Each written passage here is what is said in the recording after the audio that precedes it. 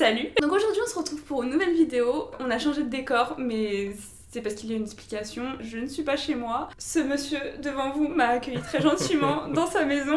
Appelez-moi Boomster, ça me va très bien. Boomster, voilà, Boomster, j'allais te présenter mais il l'a déjà fait. Donc, il a fait ça parce qu'il est adorable, hein. C'est gentil. Merci à toi. Merci, mais de rien, avec non, mais plaisir. Je déconne. Aujourd'hui, on va parler d'un film qu'on est allé voir en avant-première, donc mardi soir, du coup. Ça va être une critique très, très mitigée parce qu'on n'est pas du tout d'accord sur le sujet. Bah c'est un petit peu comme notre critique de Ready Player One en fait. On va arrêter d'aller voir des films ensemble. Voilà, il y en a toujours un qui aime bien et l'autre qui n'aime pas du tout. Donc un jour on arrivera à être raccord. On sera d'accord un jour sur un film, ouais. Je ne sais pas lequel. Mais... Donc aujourd'hui nous allons parler du film Mission Impossible 6. Je te laisse faire la prononciation. Mission Impossible Fallout. Fallout, exactement. C'est tombé en dehors en fait, genre hors du ring, tu vois, Fallout, tu vois. On va commencer par donner notre avis sur les anciens Missions Impossibles. Donc moi pour ma part, très honnêtement, c'est très flou. Mes souvenirs sur les anciens Missions Impossibles sont très flous. Je sais à peu près ce que j'avais aimé et ce que j'avais pas aimé. Le 1 était génial. Vous n'avez pas aimé, c'est ça? Ah, personne n'aime le 2. Personne n'aime le 2, oui c'est vrai, exactement. Enfin... Dites-moi dans les commentaires si vous avez aimé le 2, s'il y a des personnes rares. Si ça existe, mais je ne crois pas. Ce n'est pas passé. Le 3 ça allait. Le 4 j'avais pas accroché.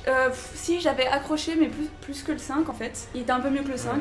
Le 5 catastrophe. Et le 6, moi j'ai kiffé, voilà, honnêtement. Elle a kiffé. Elle a kiffé, je ne sais pas comment. Je suis désolée, écoute, excuse-moi, mais je dis la vérité, j'ai kiffé. Donc je vais vous expliquer pourquoi ensuite.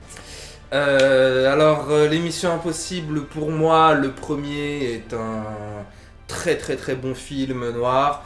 Le second est un très mauvais film d'action. Le troisième est un excellent film d'action. C'est pour moi le meilleur de la franchise. Après les 4, 5, 6, voilà, je les mets un peu dans le même package. Le 4, 5, 6, mais bon, par ordre de préférence, je dirais que le 5 est le pire, que le 4 est juste au-dessus et le 6 encore un peu au-dessus du 4. Donc... Finalement, le 6 n'est pas si... Voilà, il y a eu pire, il y a eu le 2, voilà, donc forcément. Mais voilà, le 6 n'est vraiment pas terrible, pour moi en tout cas. Ok. On va commencer par l'histoire. L'histoire en soi, elle est intéressante. Ne regarde pas comme ça, je sais pas comment. Je regarde personne. Ok. L'histoire est intéressante, c'est-à-dire que moi personnellement, pendant tout le film, les 2h27 ou 30, je sais plus, je les ai pas vus passer en fait, donc après je pense que c'est plus grâce aux scènes d'action qu'à l'histoire elle-même, mais honnêtement l'histoire est pas dérangeante, c'est pas une histoire où je me suis ennuyée, donc voilà, moi perso je trouve que ça passe bien. La scène du début elle est c'est un peu du foutage de gueule, mais le reste sinon voilà, il faut en passer par cette scène pour la suite, donc oui effectivement voilà, c'est un petit problème, mais sinon l'histoire, moi je l'ai trouvée correcte. Eh bien, moi je suis totalement en désaccord avec toi, c'est-à-dire que j'ai trouvé l'histoire très banale. On nous montre un MacGuffin au début et à la fin il faut réussir à remettre la main dessus.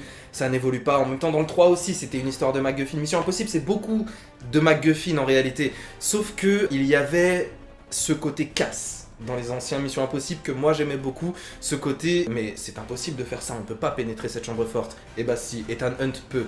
Et c'est ce que je n'ai pas retrouvé dans Mission Impossible 6. Après bon, l'histoire se tient, elle n'est pas folichonne mais elle se tient quand même. Cependant voilà, il n'y a pas beaucoup de rebondissements, il n'y a pas beaucoup de surprises, il n'y a pas beaucoup d'enjeux. Ok, voilà. Juste un truc, tu m'expliques, on spoil ou pas? Je sais pas. C'est ta vidéo, c'est toi qui vois. On va spoiler alors, c'est moi qui décide. Il n'y a pas de mission impossible dans Mission Impossible 6. La seule mission, justement quand il présentait le plan de on va libérer le prisonnier, on va arrêter le convoi à tel endroit et on va flinguer les policiers, je m'attendais, d'ailleurs je te le disais, je m'attendais à ce que Ethan Hunt dise non on va faire autre chose, on va faire mon plan et moi je vais m'infiltrer, je vais faire des bails et tout. Rien, j'étais... Voilà, pas de Mission Impossible.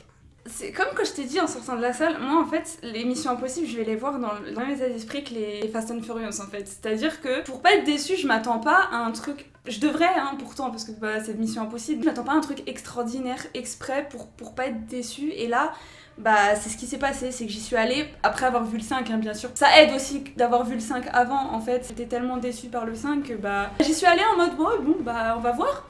Et puis bah finalement, c'est passé tout seul. C'est passé tout seul, comme les Fast and Furious. Bon, ils sont pas tous géniaux non plus, hein, mais ça c'est un autre débat. Mais ça passe aussi tout seul et ça passe bien. Moi, je trouve que le seul moment qui pour moi est bien passé dans le film, c'était vraiment le dernier tableau. Avec la montagne, l'hélicoptère. Non, il y a d'autres tableaux qui sont sympas quand même. Hein. Moi j'ai pas trouvé, Honnêtement, j'ai pas trouvé. Je vais te les ressortir. C'est le seul. Moi, le tableau final, c'est le seul tableau où je me suis dit, ouais, d'accord. Niveau James Bond, quoi. Voilà. Pour moi, c'était niveau GoldenEye, la scène d'ouverture. J'ai dit oui. Voilà.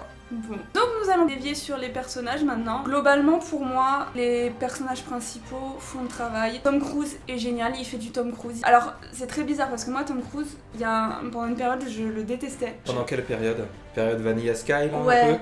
Ouais, voilà, je l'aimais plus trop en fait. Ouais. Avant, je l'aimais bien quand j'étais plus petite. Après, il y a une période de non, ça s'est pas passé. Bah, ça, c'est Mission Impossible 2 en fait. C'est Mission Impossible 2 qui a fait un petit trou dans sa cote. J'ai l'impression. Et là, pour l'instant, et depuis un certain temps, je commence à apprécier ses rôles qu'il joue au cinéma. Je l'avais vu dans Barry Seal, je sais pas si tu l'as vu. J'ai pas vu Barry Seal, apparemment c'est bien. Je l'adore, il est super ce film. Et j'ai une bonne surprise parce que j'y suis allée vraiment en mode bon bah allez, je sais pas ce que c'est, on va voir, je connaissais pas du tout l'histoire, j'avais pas vu de bande-annonce, rien du tout.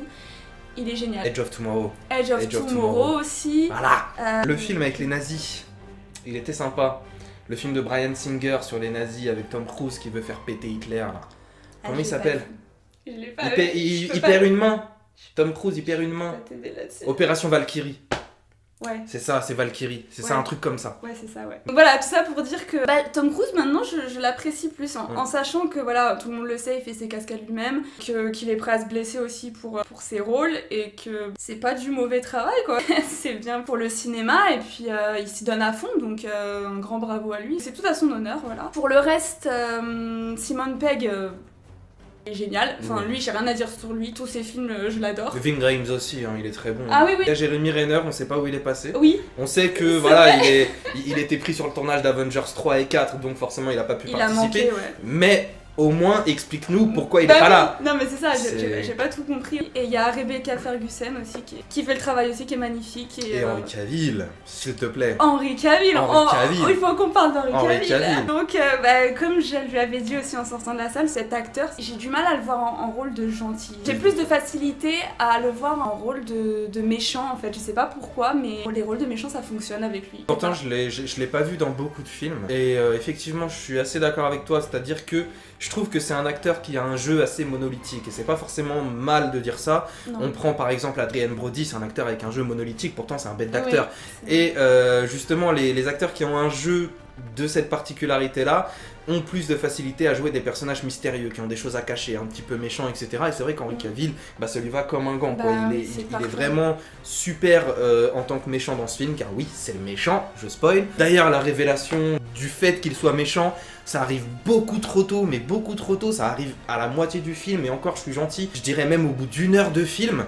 Et comme ça, d'un seul coup, on te dit que c'est le méchant de l'histoire. En soi, on s'y attendait un petit peu aussi. On s'y attendait bien sûr, mais c'est beaucoup trop tôt pour révéler ça. Surtout que t'avais déjà le méchant, t'avais le méchant du 5 qui revient. En fait, le truc c'est, à partir du moment où il pense qu'il savait qu'on allait s'y attendre tôt, pourquoi attendre avant de le révéler, c'est ça? Justement, pour laisser le mystère. Par exemple, dans Mission Impossible 4, moi je pensais que Jeremy Renner était le méchant. Justement. Et je me suis dit, ils attendent la fin pour le dévoiler.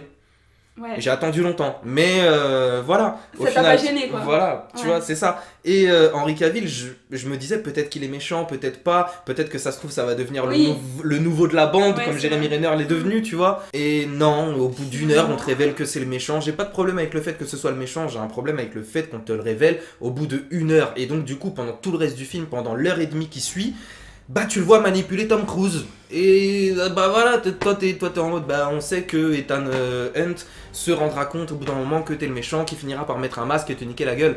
Et c'est ce qui se passe. Moi ce que j'ai aimé aussi c'est que en fait il veut prendre le dessus sur Tom Cruise mais ça fonctionne pas. C'est-à-dire que... Ethan Hunt, c'est Ethan Hunt. Ouais mais t'as quand même des moments, ce qui est bien c'est que t'as quand même des moments de petits doutes dans le film. Il carbure quand même pas mal Henry Cavill. Il est quand même assez fort, on va dire futé.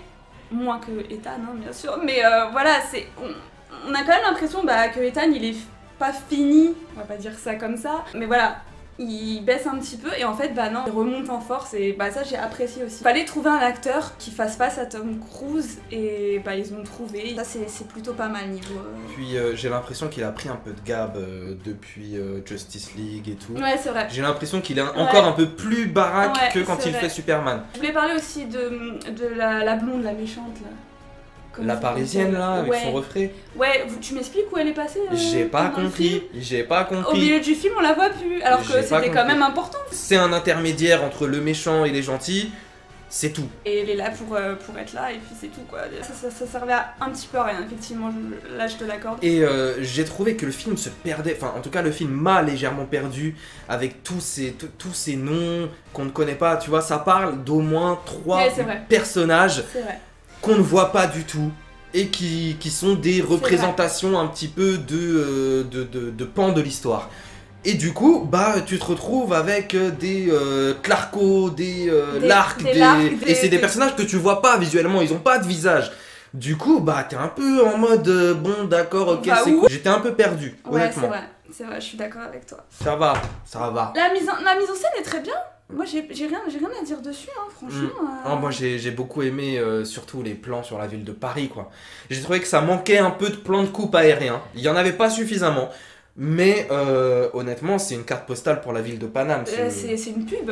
C'est ça. Moi, ce qui m'impressionne toujours dans les films, c'est qu'on filme toujours Paris sous son meilleur angle en fait. Après, tant mieux pour nous, parce que bon, nous on sait que Paris c'est pas du tout ça en fait. Ah, c'est ça, mais il y a d'autres choses aussi, mais ça contrebalance en fait. Mais il y a ces choses hyper belles. Après, pour ma part, ils réussissent quand même à tirer le plus beau de Paris en fait. Donc c'est dur à faire parce que pour moi, honnêtement, en ayant visité Paris, il y a des coins touristiques magnifiques, mais c'est très petit, enfin c'est très restreint. À part Montmartre qui est on retrouve un ancien Paris. C'est vrai que le film montre Paris sur son meilleur jour. C'est dur à faire. Rien qu'au moment où ils arrivent, où ils atterrissent à Paris, ils atterrissent directement au Grand Palais. Et on voit comment c'est filmé, le Grand Palais est changé en boîte de nuit, etc. Il y a une scène d'action de ouf dans les toilettes. Mais on dirait que j'ai aimé le film un peu hein, quand je dis tout ça. C'est vrai que Henri Cavill, Paris, les scènes d'action, la mise en scène et tout, etc. Mais bien sûr t'as aimé. Ouais, tu le sais pas encore. Non, je n'ai pas aimé ce film. Je lui reconnais des qualités Laisse-toi faire. Je lui reconnais de bonnes qualités, c'est vrai, notamment dans la mise en scène, notamment dans le jeu des acteurs, etc. Mais ça n'a pas pris. Je reviens vite fait sur la scène de Paris. À un moment, je t'ai même dit que sur la scène de l'Arc de Triomphe, je t'ai même dit mais c'est fait par ordinateur. Ouais. J'ai été tellement choquée tellement que c'était bien fait, hein, tellement bien filmé, que je me suis dit mais c'est pas possible, c'est pas du vrai ça. Je comprends pas comment il a pu faire ça en fait. Je pense qu'en fait il était en 3ème à 50 et qu'ils ont accéléré les images. Ah ouais. Comme dans Taxi, tu vois. Exact. Ouais, parce que c'était impressionnant. Hein. Ce qui me fait rire aussi dans les films d'action, c'est que je sais pas pourquoi un film d'action ça se passe toujours dans plusieurs pays à la fois, tu vois, je sais pas si c'est pour le tourisme ou j'en sais rien, mais c'est toujours à Paris, à Londres. Parce que les enjeux sont internationaux. Ouais, c'est vrai. C'est pour ça que même dans Avengers 2, ils voyagent de pays en pays, tu vois. Tu les retrouves en Corée, en Sokovie. Grand bravo à la scène où ils sont à Cachemire, je crois. Ouais. Cachemire, c'est magnifique. Les paysages sont juste énormes, quoi. Et c'est encore une occasion de nous faire découvrir autre chose. Et ces paysages-là sont super bien filmés. Enfin, Macquarie a pris un chef-op, je sais pas du tout qui c'est, mais le chef opérateur de ce film, il est nickel. Il y a vraiment rien à dire. La photographie est top. Bref, tout le grain, les lumières, tout est nickel. Après, j'ai trouvé à certains moments que ça manquait parfois un peu de couleur, notamment dans Paris, justement. Oui. J'ai trouvé que c'était un peu gris-marron et que ça manquait un peu du jaune-bleu qu'on peut parfois trouver dans Paris, tu vois. Il y a du jaune et du bleu dans Paris, tu vois. Et je m'attendais un peu à retrouver ça du style Mission Impossible 3. Voilà, Mission Impossible 3, c'est un Mission Impossible qui est très coloré. Et je m'attendais un petit peu à retrouver cette ambiance-là dans ce film, surtout à Paris, justement. Et non, voilà, on reste dans les tons marrons, dans les tons grisâtres, couleur de la Seine, couleur des immeubles, quoi. C'est vrai. C'est un peu dommage. On va parler des les scènes d'action que tu me disais qu'il n'y en a pas forcément beaucoup. Je ne suis pas d'accord du tout. En fait, là, t'es en train de chercher les scènes spectaculaires du film et tu te rends compte que t'en as qu'une seule. C'est normal. Non, c'est pas vrai. C'est absolument normal. C'est pas vrai du tout. Qu'est-ce qu'il y avait comme scène spectaculaire? Vas-y, réfléchis. Je te laisse réfléchir. Il y avait la course-poursuite à Londres. où il est guidé par Scotty, Oui. qui est une redite de Mission Impossible 3. Oui, mais on s'en Ah fiche, là, c'est bien. c'est la même scène que dans Mission Impossible 3 à Hong Kong. C'est exactement la même scène. Il est au téléphone, Scotty lui dit prends à gauche, cours sur 300 mètres. C'est la même scène. Après, ouais, d'accord, c'est cool, parce que là, maintenant, ils sautent d'immeuble en immeuble. Ils ont d'ailleurs gardé le plan dans lequel ils se pètent la cheville, c'est sympa. Exactement. Mais... Ouais, bon, d'accord, ok, je te l'accorde, à part la scène de l'hélico. Voilà. Et l'hélico, c'est la scène de GoldenEye. Je suis désolé. C'est la scène de GoldenEye. Si tu vas par là, dans tous les films, ils reprennent des références de tout, en fait. Au bout d'un moment, on a tout fait, tu peux pas ne pas reprendre. C'est exactement ce que t'as reproché à Ready Player One. C'est pas vrai. C'est pas vrai. Elle commence par me lancer là-dessus. La vidéo va faire 2 heures, je vous préviens. Non, c'est faux, c'est faux. Ready Player One, je t'ai dit pourquoi j'aimais pas. Je t'ai dit parce que c'était mal maîtrisé et que voilà, il y avait pas de. J'ai jamais dit, au grand jamais, qu'ils reprenaient des scènes d'autres films. D'ailleurs, je t'ai même dit qu'ils reprenaient une scène de Shining que j'avais adoré. Donc voilà, me fais pas dire ce que je n'ai pas dit. Hein. Non, mais oui, sinon, ouais, à part c'est vrai que bon. La scène des hélicos qui sont en train de tomber, où ils sont dedans, les 2 personnages, et qu'ils doivent s'accrocher à tout ce qu'ils peuvent. La scène de la corde qui... T'as l'impression qu'elle va venir sur toi, sur ta figure. Je me suis trompé, c'est pas GoldenEye, c'est Demain ne meurt jamais. Voilà. Si jamais quelqu'un avait remarqué que je me suis trompé. Voilà. Je pense pas, mais peut-être, on sait jamais. Voilà. Ok. Demain ne meurt jamais. D'accord. Bah, ok. Merci de préciser. C'était un truc demande. Ah, il y a le flash forward, j'ai bien aimé. À un moment dans le film, t'as un flash forward. Donc, un flash forward, c'est l'inverse d'un flashback, c'est-à-dire qu'on te montre une scène qui n'est pas encore arrivée. Et c'est au moment de libérer le prisonnier, quand ils expliquent le plan à Ethan, et que Ethan suit le plan des autres, alors que normalement c'est lui qui fait les plans. Bref, c'est pas le sujet. Et qu'on voit justement le plan s'exécuter, qu'on voit Ethan flinguer des policiers totalement innocents qui n'ont rien demandé, qui voulaient juste rentrer chez eux le soir. J'ai bien aimé cette scène, j'ai trouvé que c'était cool. Après on savait très bien qu'Ethan ne ferait jamais ça, qu'il allait jamais tuer des flics innocents. Mais j'ai bien aimé l'intention de réalisation en tout cas, de nous montrer le plan sous différentes façons en fait. On te montre le plan comme il est censé se dérouler et on te montre ensuite le plan comme il se déroule réellement. Ça c'est une astuce de mise en scène qu'on utilise beaucoup dans les films de casse notamment. Et c'est le seul élément de film de casse en fait qu'il y a dans ce Mission Impossible. Mais il est cool. Bah oui, une bonne idée. Après, c'est vrai que moi aussi, ce que j'ai aimé, pareil dans toutes les Missions Impossibles, mais ce qu'on reproche à Ethan surtout, c'est d'avoir du cœur tout le temps. On lui reproche tout le temps. Et au final, ils sont contents finalement qu'il ait un peu de cœur parce qu'il ne tue pas les innocents, parce que voilà, parce que c'est le gentil du film. Moi après ça m'a pas dérangé non plus. Je sais que ça peut en déranger certains parce que c'est toujours la même chose et que on en revient toujours au même point, c'est-à-dire qu'on te gare parce que t'as du cœur. Et voilà, en fait, c'est un petit peu ce qui se passe aussi pour Jack Bauer. Ouais, enfin, je sais que Jack Bauer, t'as regardé qu'une seule ou 2 saisons, mais en fait, Jack Bauer, c'est exactement la même chose que Ethan Hunt. C'est-à-dire qu'à chaque saison, il se fait lourder par sa hiérarchie, il est pris pour cible, etc. Et à la fin de la saison, c'est Jack, vous prenez la tête des opérations. C'est quoi. lui qui sauve tu tout, vois. Quoi. Et jamais, à aucun moment, il décide de dire fuck les gens. Oui, voilà, il laisse pas tomber. Et je laisse tomber l'organisation, et sans pour autant devenir un terroriste. Mais jamais il se dit, je laisse tomber, ces gens-là m'ont trop utilisé, j'ai trop souffert à cause d'eux. Moi, je pense que c'est une manière d'apprécier encore plus ce personnage, en fait, de nous faire apprécier encore plus les personnages comme ça. C'est vrai que si, pendant tout le film, on le féliciterait sur des choses comme ça, c'est toujours la même chose, et puis voilà, je pense que c'est leur manière aussi à eux de nous faire apprécier le personnage et qui... Néanmoins, ça reste répétitif, parce qu'à chaque film, Ethan se fait lourder par sa hiérarchie. Et c'est comme même James Bond, hein, des fois. Oui, mais c'est parfois. Et puis M, c'est pas la personne la plus loyale du monde. Oui, bien sûr, bien sûr. M n'a jamais pensé une seule seconde que James Bond pouvait être un méchant. Jamais M n'a pensé ça. D'accord, ok. Mais en soi, ils sont pas trop non plus, hein. À Ethan ? Ouais. Pas Alec Baldwin. Pas Alec Baldwin, non. Mais ceux d'avant, voilà. Bah oui, mais Alec Baldwin, il est là que depuis le 5. Oui, c'est vrai. Ceux d'avant, c'était Laurence Fishburne, t'as eu Anthony Hopkins, t'as eu... Enfin voilà. Effectivement. En tout cas, si Mission Impossible 7 il y a, et c'est sûr qu'il y aura, je prédis que Ethan Hunt sera infiltré pendant une grande partie du film et qu'on fera croire aux spectateurs, ou en tout cas qu'on fera croire aux autres personnages du film que Ethan a vraiment basculé du côté obscur.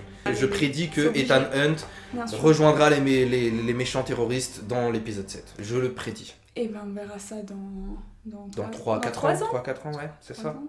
On ira le voir ensemble. Y a pas de Et souci. tu vas détester encore. Y a pas de souci, y a pas de souci. Purée, c'est On pas ira le grave, voir c'est ensemble. pas grave. Donc on va passer aux notes parce que bien sûr sur ma chaîne il y a des notes donc tu vas te plier au jeu. Tu es Ok, gentil, tu es gentil. Oublie pas chez qui on est. Oui, oui, bah Non. ça va, hein, c'est bon. Donc moi pour ma part, j'ai mis 6 sur 10 au 5. Donc je vais mettre, je suis obligée de mettre plus. Je mets un 7 sur 10 au film Mission Impossible Fallout. Voilà. Eh bien, moi, je lui mets la note de 4 sur 10. Parce qu'il y a une bonne réalisation, parce qu'il y a Henry Cavill, parce que Tom Cruise est toujours un aussi bon acteur, et parce que la ville de Paris est magnifique. Donc je mets 4. En revanche, voilà, comme je l'ai dit, les enjeux sont pourris, il n'y a aucune mission impossible dans Mission Impossible 6. Donc je reste très déçu. Ce n'est pas pire que le 4 et le 5, mais ça reste quand même très bancal. Et tu ne mets pas la moyenne. Non, je ne mets pas la moyenne à ce film. Bon, bah, j'ai essayé, hein, désolée. Donc merci d'avoir regardé cette vidéo, je vous invite à laisser un pouce bleu, à commenter et à vous abonner. Je vous invite également à vous abonner à la chaîne de ce cher monsieur qui n'a pas mis la moyenne au film Mission Impossible 6, faut le retenir, hein, bien sûr. Abonnez-vous quand même, y a pas de problème. Donc, Le la lien chaîne- est en description. Le lien est en description dans la Voilà. barre d'infos, excusez-moi j'ai pas l'habitude. C'est Boomster, hein, donc voilà. B2OMSTER. Je fais des critiques ciné, je fais des analyses ciné, je fais du rap, je viens de me mettre au cover, donc voilà, un peu de Très, très tout, bon cover, un peu de d'ailleurs. tout. Voilà, donc n'hésitez pas, sa chaîne est super. Voilà, donc pour nous, on se retrouve très bientôt dans une prochaine vidéo. Bye bye. Salut. Tude. T'as pas l'habitude toi? Hey, salut. Je vais le faire en plus. Hein, Ah, je vas-y. vais- Abonnez-vous à la chaîne de Boomster. Je vais le dire à la fin, t'inquiète pas. Respire. Abonnez-vous à la chaîne de Boomster. Respire, je vais... je vais te faire ta pub. Le mec il fait n'importe quoi sur ma chaîne, non mais j'hallucine quoi. À chaque fois que tu coupes, tu te dis coupe. Ouais, je te jure. Bah, c'est pour me souvenir en fait. Oh mon dieu, j'ai chaud. Ouais, il fait chaud là. Eh, demain 40 degrés. Hein. Non, tu déconnes. Je te jure, Moi, je demain sors pas de 40 chez moi, degrés. hein.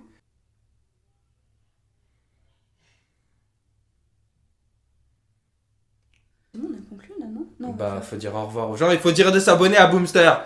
Toi, tu me laisses parler un petit peu, c'est ma vidéo, c'est pas ma vidéo. Je me casse. Bah, merci d'avoir regardé cette vidéo.